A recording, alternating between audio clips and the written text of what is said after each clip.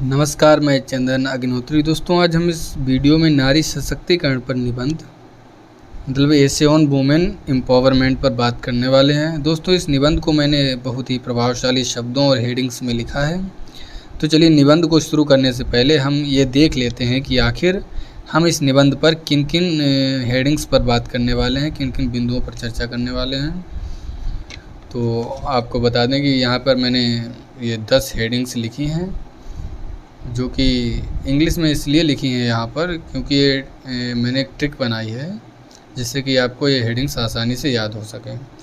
क्योंकि हमारे साथ एक प्रॉब्लम रहती है कि जब हम परीक्षा में बैठते हैं तो हमें हेडिंग्स याद नहीं रहती हैं, और जब हेडिंग्स ही याद नहीं रहती हैं तो उसके अंदर हम क्या लिखेंगे। तो ये प्रियम्बल, ये तो सबको याद रहती ही है। प्रियम्बल मतलब प्रस्तावना। नेक्स्ट हो गई डब्लू, वुमेन्स प्लेस, नारी का स्थान। देन यस से हो गई status of women in ancient time, प्राचीन काल में नारी की स्थिति। Then status of women in medieval period, मध्यकाल में नारी की क्या स्थिति थी। Then status of women in India after independence, मतलब आज़ादी के बाद भारत में नारी की स्थिति। Then women empowerment in India, महिला सशक्तिकरण, भारत में महिला सशक्तिकरण। Barriers to women empowerment, barriers means होता है बाधाएं, तो वुमेन एम्पावरमेंट, नारी सशक्तिकरण में होने वाली बाधाएं क्या हैं उस पर हम चर्चा करेंगे। Then women's uplift, uplift means होता है उत्थान, वुमेन्स अपलिफ्ट, नारी का उत्थान।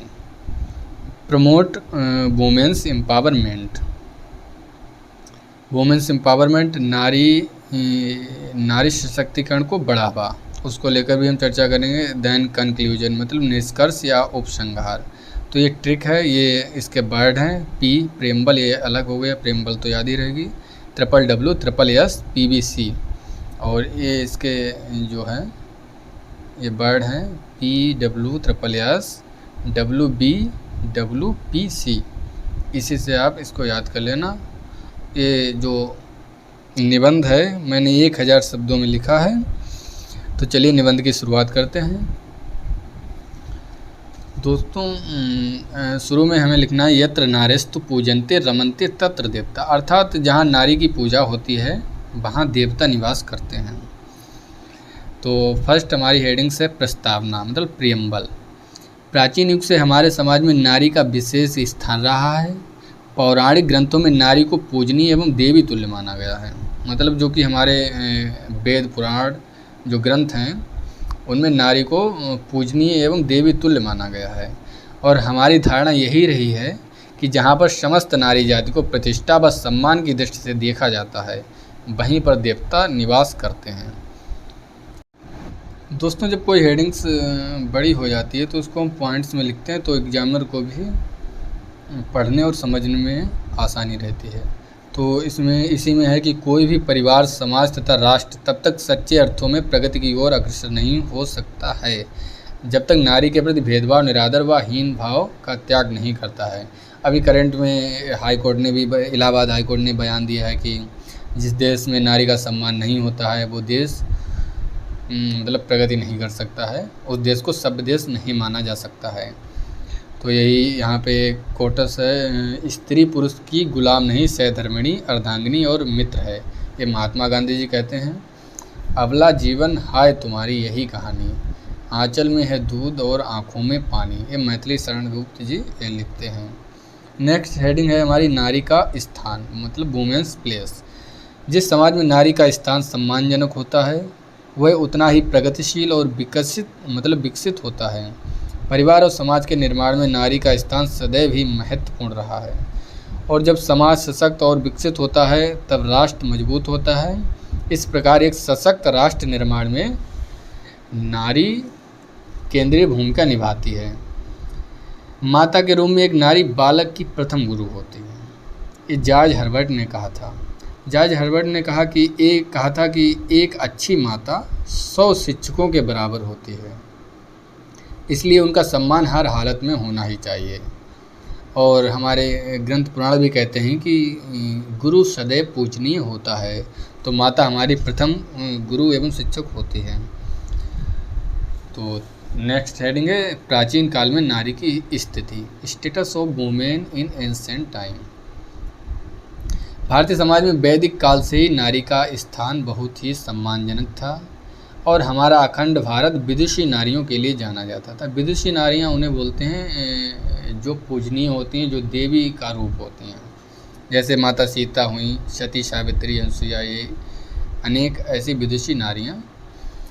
तो नेक्स्ट इसका पॉइंट है प्राचीन काल में नारी को विशिष्ट सम्मान एवं पूजनीय दृष्टि से देखा जाता था, जैसे सीता माँ, सती, सावित्री, अनुसुईया या गायत्री आदि अनगिनत भारतीय नारियों ने अपना विशिष्ट स्थान सिद्ध किया है।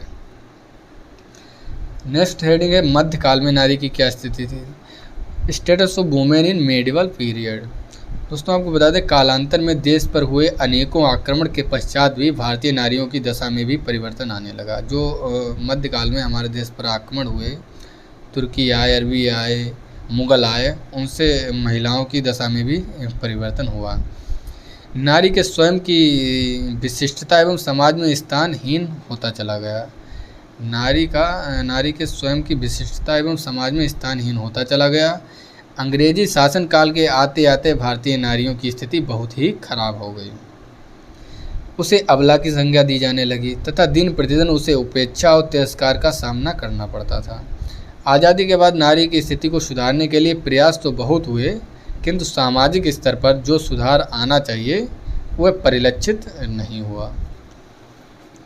अब नेक्स्ट हेडिंग है आज़ादी के बाद भारत में नारी की स्थिति, status of women in India after independence. आज़ादी के बाद भी नारी के प्रति हमारा पुरुष प्रधान रवैया दोयम दर्जे का रहा, मतलब सेकेंड ग्रेड का रहा। यही कारण है कि वैदिक काल में जो नारी शीर्ष पर रही, आज उनके सशक्तिकरण की आवश्यकता महसूस हो रही है। नारी के साथ विरोधाभास की स्थिति सदैव रही है, पहले भी थी, आज भी है। हमारे प्रार्थना धर्म ग्रंथों में यत्र नारीस्तु पूजन्ते रमन्ते तत्र देवता सूत्र वाक्य द्वारा ये स्पष्ट करने का प्रयास किया गया है कि जहाँ नारी पूजनीय होती है वहाँ देवता निवास करते हैं। और देश में जहाँ एक तरफ लक्ष्मी, सीता, दुर्गा, पार्वती के रूप में नारी को देवतुल्य माना जाता है, वहीं उन्हें अबला बताकर परंपरा एवं रूढ़ियों की बेड़ियों में भी जकड़ा जाता है। जब तक राजनीति में नारी की भागीदारी नहीं बढ़ेगी तब तक नारी सशक्तिकरण सही रूप से नहीं हो पाएगा। राजनीतिक क्षेत्रों में लैंगिक विषमता को स्पष्ट रूप से देखा जा सकता है। यही कारण है कि महिलाओं के लिए सबसे महत्वपूर्ण माना जाने वाला विधेयक महिला आरक्षण विधेयक लागू नहीं हो पाया है। इसके तहत लोकसभा में, विधानसभा में महिलाओं के लिए 33% आरक्षण चक्रानुक्रम पद्धति द्वारा देने का प्रावधान किया गया है। चक्रानुक्रम पद्धति का मतलब है जो सीट आज जिस वर्ग के लिए आरक्षित है वह अगले चुनाव तक उस वर्ग के लिए आरक्षित नहीं रहेगी। देन हेडिंग से हमारी भारत में नारी सशक्तिकरण, वुमेन एम्पावरमेंट इन इंडिया। ऐसा नहीं है कि भारत में नारी सशक्तिकरण करने के लिए प्रयास नहीं किया गया है। हमारे देश में नारी सशक्तिकरण को बल देकर महिलाओं को और आगे बढ़ाने का प्रयास हर समय जारी रहता है। वर्तमान समय में भारतीय संविधान के अनुच्छेदों में कुछ प्रावधान है जो महिलाओं को विशिष्ट रूप से प्रदान किए गए हैं या उन्हें संरक्षण प्रदान करते हैं। वो हैं जैसे अनुच्छेद 14 है, अनुच्छेद 15, अनुच्छेद 15(3), अनुच्छेद 16(2), अनुच्छेद 23, अनुच्छेद 39 का, अनुच्छेद 39 घा, अनुच्छेद 39(5) एवं अनुच्छेद 42 के महिला अधिकारों को विविध रूप से संरक्षण प्रदान किया गया है। इसमें जो महिला अधिकार दिए गए हैं विशिष्ट रूप से उनको ये संरक्षण प्रदान किया गया है। इसके अलावा 73वें और 74वें संविधान संशोधन कॉन्स्टिट्यूशनल अमेंडमेंट द्वारा स्थानीय निकायों में उनके लिए आरक्षण का प्रावधान भी किया गया है, मतलब रिजर्वेशन का प्रावधान भी उनके लिए किया गया है जो स्थानीय निकाय हैं। नेक्स्ट हेडिंग है नारी सशक्तिकरण में होने वाली बाधाएं, बैरियर्स टू वुमेन एम्पावरमेंट। यह सही है कि सरकार द्वारा अपने स्तर पर नारी सशक्तिकरण के लिए कई प्रयास किए गए, परंतु ये प्रयास तभी सफल हो सकते हैं जब तक धरातल पर पुरुष प्रधान मानसिकता का संपूर्ण रूप से विनाश ना हो जाए। आज भी भ्रूण हत्या, दहेज उत्पीड़न, बधुआ मजदूरी, जो औरतें मजदूरी करती हैं डेली का डेली, नारी तस्करी जैसी कुरीतियाँ हमारे देश में अभी तक बनी हुई हैं। ये नारी सशक्तिकरण के लिए एक बहुत ही विकट समस्या बनकर खड़ी हुई हैं। अब नेक्स्ट हेडिंग की बात करते हैं। नेक्स्ट हेडिंग है हमारी नारी का उत्थान, वुमेन्स अपलिफ्ट। वर्तमान समय में महिला सशक्तिकरण के लिए जन जन तक यह संदेश जाना जरूरी है कि महिला सशक्तिकरण देश के विकास के लिए एक अनिवार्य आवश्यकता बन चुका है। आज महिलाओं को राजनीतिक, सामाजिक, शारीरिक, मानसिक एवं आर्थिक क्षेत्र में उनके परिवार, समुदाय, समाज एवं राष्ट्र की सांस्कृतिक पृष्ठभूमि में निर्णय लेने की स्वतंत्रता प्रदान करने की आवश्यकता है। नारी सशक्तिकरण को बढ़ावा, प्रमोट वुमेन्स एम्पावरमेंट। नारी को सशक्त बनाए बगैर हम मानवता को सशक्त नहीं बना सकते हैं। संवेदना, करुणा, ममता, वात्सल्य, प्रेम, विनम्रता, सहनशीलता आदि नारी के वह गुण हैं जिसमें वह मानवता को निखार और संवार कर उसे मजबूत रूप से सशक्त बना सकती है।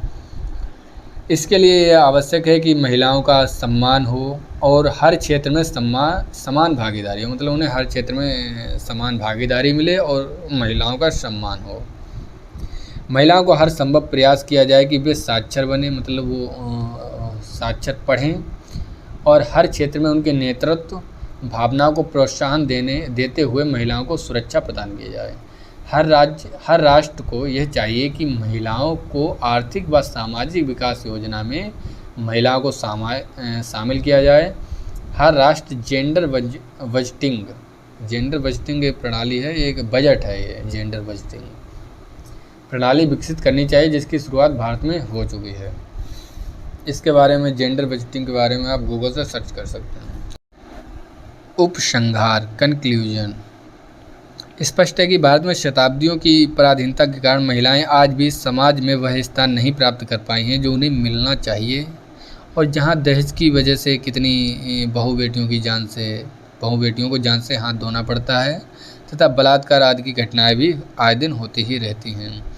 वहीं हमारी सभ्यता और संस्कृति, परंपराओं और शिक्षा के प्रसार तथा नित्य प्रति बढ़ रही जागरूकता के कारण भारत की नारी आज दुनिया की महिलाओं से आगे हैं और पुरुषों के साथ हर क्षेत्र में कंधा से कंधा मिलाकर देश और समाज के विकास में अपनी भूमिका भी निभा रही हैं। दोस्तों, ये निबंध लगभग 1000 शब्दों का है, जिसे आप अपनी आवश्यकता अनुसार लघु या दीर्घ कर सकते हैं। दोस्तों, यदि ऐसे आपको पसंद आया हो तो आप हमारी वीडियो को ज़्यादा से ज़्यादा शेयर करिए, लाइक करिए और कमेंट भी करिए अगर आपको अच्छा लगा हो, क्योंकि पहली बार मैं कोई निबंध आपके लिए लेकर आया हूं और मुझे जहां तक लगता है मैंने आपको ज़्यादा से ज़्यादा समझाने का प्रयास किया, और ऐसे ही और निबंध आपके लिए मैं आगे भी लाता रहूँगा। नमस्कार। ये कुछ क्वेश्चन है। वर्तमान भारत में महिलाओं की क्या स्थिति है? वर्तमान काल में महिलाओं की स्थिति भारत में प्राचीन काल से सुधर चुकी है, परंतु अब भी कुछ निकृष्ट विचारधारा के कारण महिलाओं को आगे आने में बाधाएं आ रही हैं। नेक्स्ट क्वेश्चन है, क्या 3 तलाक की समाप्ति महिला सशक्तिकरण के लिए एक आवश्यक निर्णय है? हाँ, महिला सशक्तिकरण के लिए 3 तलाक की समाप्ति एक आवश्यक निर्णय है। इससे महिलाओं के मूलभूत अधिकारों का हनन नहीं होगा। दोस्तों, यदि वीडियो आपको अच्छी लगी हो और निबंध आपको पसंद आया हो तो आप हमारे चैनल को सब्सक्राइब जरूर करें और इस वीडियो को ज़्यादा से ज़्यादा शेयर करें ताकि जो ज़रूरतमंद बच्चे हैं उन तक ये निबंध पहुंच सकें।